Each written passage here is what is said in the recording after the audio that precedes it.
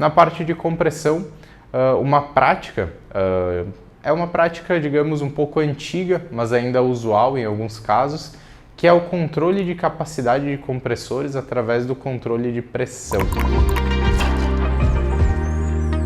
O controle de pressão do gás quente pode ser feito controlando a capacidade dos compressores.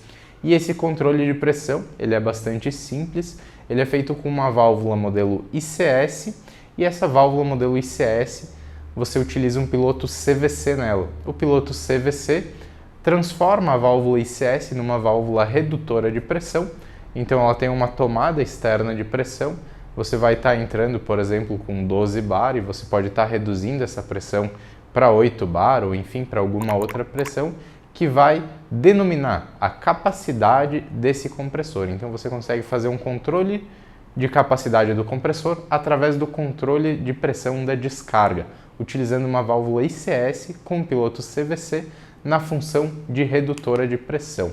Seguindo também na parte de compressão, mais um ponto, o controle do compressor, controle de pressão de alta e de baixa, ou seja, da pressão da descarga e da pressão da sucção. A pressão de alta e a pressão de baixa, elas são controladas por pressostatos em alguns casos, então você tem aí o KP1A, o KP5A, pressostato de escala dupla KP15A, por exemplo. Esses pressostatos vão fazer o controle da pressão, acionando ou desligando equipamentos, o compressor nesse caso, ou válvulas, enfim, bombas, de acordo com a pressão setada naquele momento.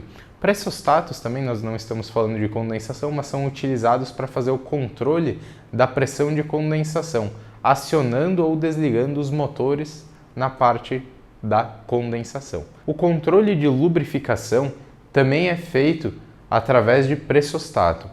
Para controlar o nível de óleo dentro do compressor, é utilizado um pressostato diferencial de pressão que faz a leitura da pressão do óleo, a leitura desse diferencial de pressão de óleo, e quando o diferencial está abaixo do limite máximo, ou melhor, do limite mínimo permitido, ele vai desacionar o compressor. Por quê? Se o compressor rodar sem lubrificação, ele vai quebrar os internos, as peças internas do compressor vão ter um atrito mecânico grande e sem a lubrificação devida, ela vai quebrar. Também é feito o controle de óleo, da temperatura do óleo do compressor. Por quê? Esse óleo, além de ter que estar presente dentro do compressor para fazer essa lubrificação, ele precisa ter uma temperatura controlada, em torno de 60, 70 graus. Por quê? Se a alta fricção aquecer esse óleo, ela certamente vai aquecer com o trabalho do compressor, ele perde as suas propriedades de lubrificação. Então, por mais que você tenha aquele óleo dentro do compressor, você vai ter um óleo com baixa propriedade de lubrificação e ele não vai estar fazendo serviço, ou seja, ele não vai estar impedindo as quebras do compressor. O pressostato diferencial para medir essa pressão de óleo do compressor e fazer esse trabalho de acionamento ou desligamento, esse trabalho de segurança, é o modelo MP55A da Danfoss. O processo de compressão, de controle de pressão, ele pode ser feito com transmissores de pressão, modelo AKS, em todas as linhas, tanto no óleo quanto no gás propriamente dito. Então, o transmissor de pressão, ele pode mandar esse sinal para um CLP, para um supervisório, e esse supervisório comandar um inversor de frequência que, por sua vez, vai fazer o compressor rodar numa frequência determinada. Então, o controle do compressor pode ser feito, sim, de maneira contínua, de maneira, como a gente sempre fala, proporcional, gerando uma estabilidade maior no processo, através de medidas simples, com transmissores de pressão, inversor de frequência, um quadro de comando simples. Então, você consegue estar fazendo com que o seu compressor funcione proporcionalmente de acordo com a demanda de refrigeração do processo. Então, processos onde há grandes variações na demanda de refrigeração, sistemas on-off, eles não são tão, digamos, não são tão precisos. Eles vão estar talvez ou em sobrecarga ou em baixa carga, e isso pode estar gerando golpes, turbilhonamento nos separadores, enfim, diversos problemas de arraste de óleo, também problemas relacionados ao frio. Então você pode estar fazendo o controle através do inversor de frequência. Por quê? O inversor de frequência acoplado ao motor do seu compressor, ele vai dar uma maior escala de funcionamento. Então, por exemplo, um funcionamento de 4 a 20 mA, você tem diversos níveis de funcionamento do seu equipamento. Então você vai estar conseguindo fazer que ele funcione de maneira linear.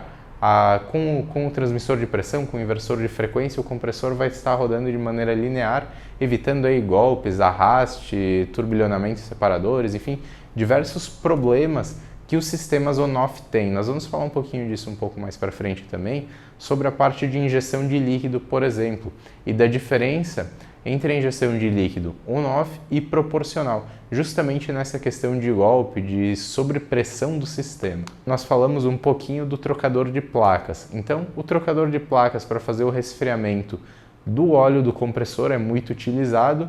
Ele vai manter o óleo do compressor a uma temperatura constante, ele vai fazer essa troca utilizando a própria amônia, e você pode utilizar alguns tipos de trocador para fazer isso. Normalmente junto com os equipamentos aí da Maekawa, da Johnson Control, enfim, de outros fabricantes, já vem um trocador parecido com um trocador casco e tubo acoplado. Mas em muitos casos o pessoal acaba optando por utilizar trocador de placas. Então você pode estar utilizando tanto o trocador de placas brasadas, claro, total inox para amônia, fabricado de acordo com toda a normativa vigente para uso em amônia, né, para uso em sistemas de refrigeração. Ou também um trocador de placas semi-soldadas que se aplica muito bem nesse tipo de aplicação.